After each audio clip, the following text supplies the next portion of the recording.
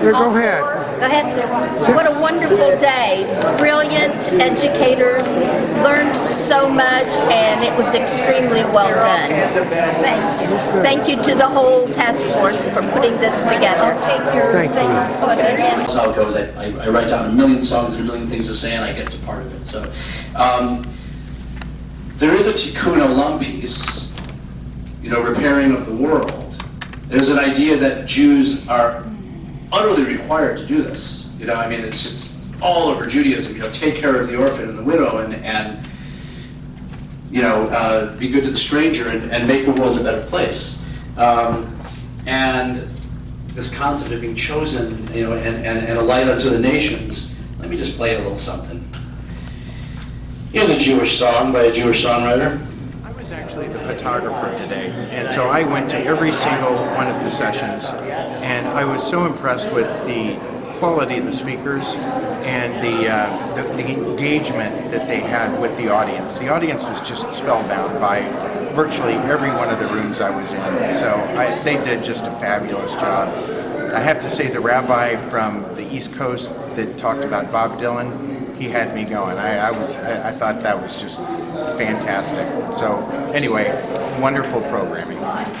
Okay, so you're on. All right, well, it was a great day, very well organized. All three classes were very, very informative and engaging, and learned a few things. Met some people here that I know from my associations, and overall it was a great day, a good learning experience. Hi. It's camera shy. Come here, shy one. Okay. So Keeping watch at what's going on.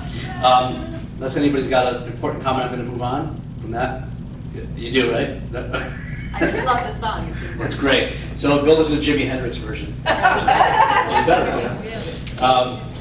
So let me depart a little bit from Bob Dylan. I will come back to Bob Dylan. By the way, when I said it was a Jewish song, that's not true, because one really good definition that I heard of, what is Jewish music, because that's a difficult thing to define. But Edwin Sarusi, a professor at Jerusalem, he said, okay, my working definition is music written by Jews for Jews. So Bob Dylan was not writing for Jews. So I'm not really. Is this still mainly on? Yeah. So it's none of this is actually Jewish music. What I'm trying to find is there Jewishness in it, and does any of it reflect Jewishness? And so yeah, but I misspoke when I said it was Jewish music. So a couple of other nice Jewish boys from the '60s, Simon and Garfunkel. I almost see them as like the different poles of the folk movement, because Dylan was fully raw, and some saw maybe Simon and Garfunkel as much more pretty and commercial because it was much prettier, much easier on the ears in a way. But they were really sometimes writing some really profound, deep, interesting, searching stuff. So we spoke with some of the early songs we listened to. I mentioned, the songs Dylan was starting to sort of like question reality as we knew it, right? And there was also in that an aspect of the search that people are now we don't want the light, pretty pop song that tells us everything is cute. We want to use music to sort of go deeper into the search Joe for something. Mooney. I did a day of discovery, and I thought it was beautiful. I thoroughly enjoyed it, and it was lovely. Tell me that again. This is the group that is helping everybody with the technology, helping with their projectors and their laptops and that kind of stuff. So making sure that all the presentation, their AV equipment goes well. Right, guys? Yeah. Today. You tell. Huh? How was it today? I learned so much from every one of these sessions. Every year they're different, they're interesting, you learn something. That's wonderful. I mean, that first one, I'm actually nice with the Tucker Spartak, which is his background.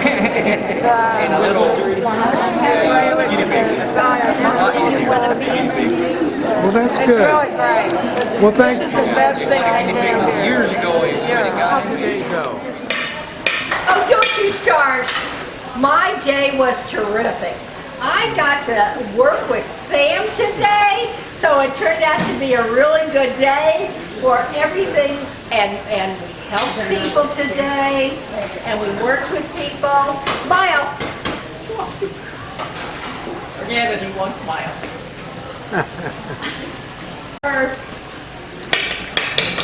Tomorrow night for the Where's the baggies? Women's Philanthropy. right through the skin, and it damaged the text. So you can see there are 1, 2, 3 thin skin membranes, and then someone very crudely, not the original scribe, tries to copy the text with a blunt pen, different mix of ink, and it just looks terrible.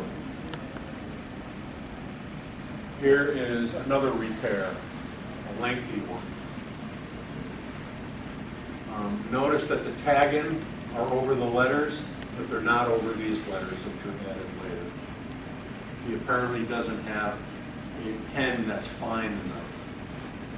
You can see he's writing with a blunt pen here, but a very fine pen to put those tagged lines in. And here he doesn't add the tagging. This is from the French half of the scroll at Chantilly, and this is a large patch that was put in here. And then you expose the lower area of the epidermis, which is white, so you've got to color it.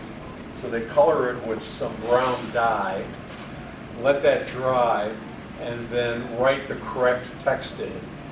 So either there was an error in the text from the original scribe which had to be corrected, or there was some damage to the surface, some physical damage to the surface. And you can use this for all the wonderful things you make in Hanukkah or do anything you want with it. And that's from KI.